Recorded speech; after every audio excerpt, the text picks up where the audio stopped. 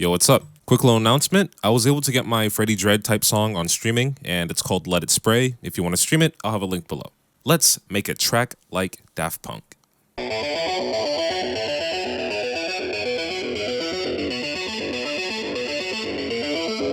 The legendary group Daft Punk was a French DJ and producer duo, consisting of the members Guy-Manuel Cristo and Thomas Bangalter. Known for their many hit songs and overall influence on French house, techno, and modern funk and disco. The two met back in 1987 in secondary school, bonding over their mutual interest in music. A few years later, they linked up with their friend Laurent Brankowitz and they made a rock band called Darlin.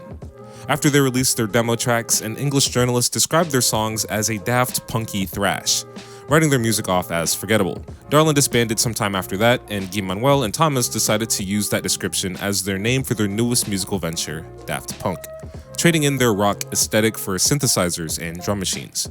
And you know the rest from here. Numerous timeless albums, award-winning records, awesome movie scores, and overall praise from the general public like, bro, they're robots that make bangers, how can you not like them? You're probably thinking, damn, Laurent really missed out on being in Daft Punk. But hey, he actually found a lot of success in the band Phoenix, so it worked out for him too. But after 28 years of activity, on February 22nd, 2021, Daft Punk announced they're splitting up. No! No! No! No! So how does one begin sounding like Daft Punk? Well, first, we gotta look at how they sounded throughout their discography. Homework pretty much sets the tone for the Daft Punk sound. 4-on-the-floor beats, repetitive synths, and filtered sample chops. Pretty much a house album through and through.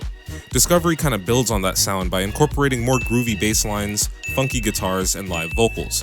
Personally, this is my favorite album from them. Human After All takes things in a different direction with a more raw, gritty, and distorted feel, and Random Access Memories brings it all full circle, creating songs that sound like the funk tracks they would have sampled back in the day. That's great and everything, but Praxi, what are you gonna make? Well, I actually made a bunch of different things. I had this one sample-based track, but I wasn't really happy with it. And I also wanted to make something with like a 303 bass line, but it was just too complicated to program. I eventually settled on something similar to Voyager.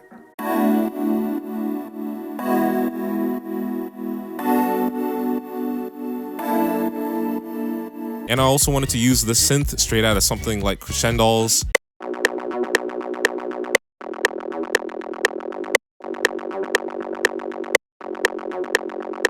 And this power chord arp that gives me aerodynamic vibes.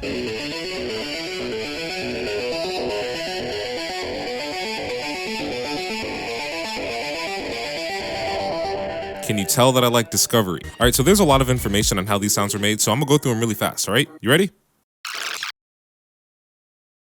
I used a low-bit E-piano preset from Toxic Biohazard, used this kickstart for a small amount of sidechain, EQ high-pass at around 200 Hz, limiter to sidechain it to my kicks, double sidechain? Is he insane? A little bit. A low-pass cut at 13K to cut some of the annoying high sounds, and a stereo shaper to stereo shape. Cool, done with that sound.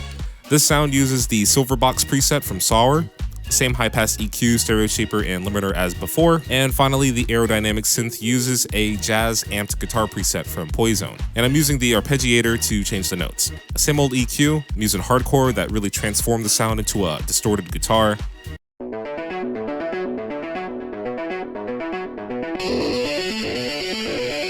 Two limiters, one for peak limiting and one for sidechaining, a flanger with flangus, a boost at 3K Hertz, and a stereo shaper.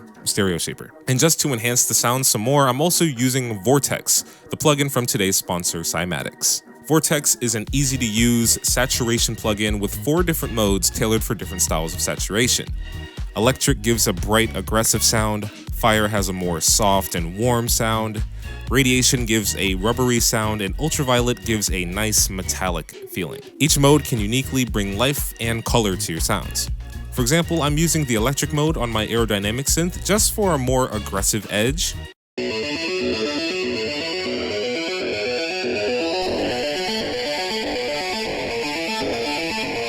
And I'm using the ultraviolet mode on my crescendo sound, and I'm using the built-in filter in the plugin to automate the sound over time.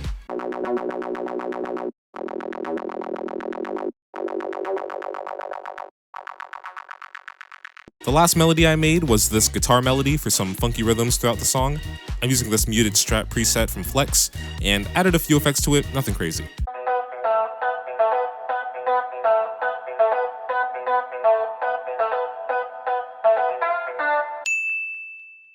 For this track, I'm going for a funk-inspired bass line, something with a lot of groove and movement to it. One of the cool funk techniques I'm using for this song is a thing called octave jumping. It's where you play the same note at different octaves to create unique rhythms. And yes, I'm playing this on the cursed boo bass.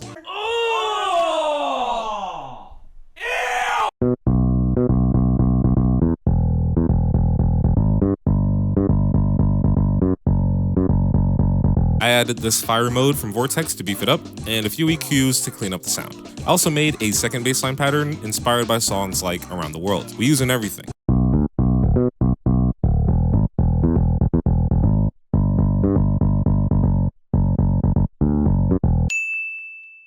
The drums are by far the simplest part of the song. 4 on the floor rhythm, boots and cats if you will.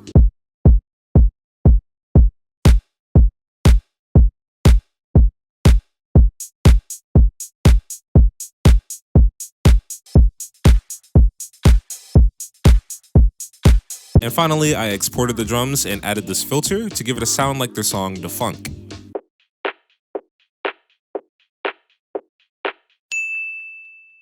Real talk, I'm not gonna lie, it feels weird thinking how this might be the last we ever hear from Daft Punk. I was born in '97, so they've been active for my entire life, and to think that this is it, well, it's just a lot to take in. Before I knew anything about music production or music theory, I knew that I liked Daft Punk, and they're one of the reasons why I got into DJing and music production in the first place. Even if this is it for Daft Punk, I'm glad that both Guy-Manuel and Thomas are alive and well, and they're able to see how many people they were able to bring joy to with their music. That's pretty much it. Remember to like and subscribe and all that, stream Let It Spray, and enjoy.